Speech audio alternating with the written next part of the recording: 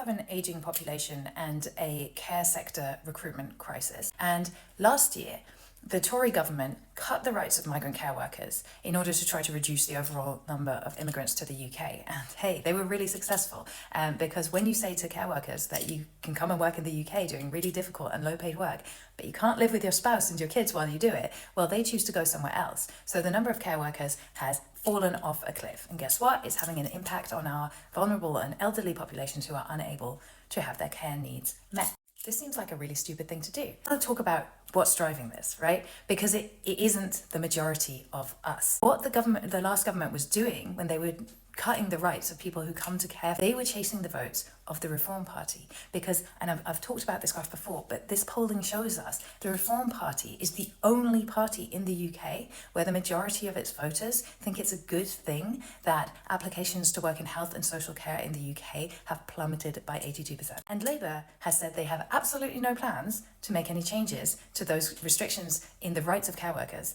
that have caused this immense drop. So we have the Tories and now the Labour Party, whose entire policy is being driven by this minority of people who actually vote for the Reform Party, and everybody else in the country who thinks it's a bad thing that we are losing care workers while our elderly population go without the care they need. We're being ignored.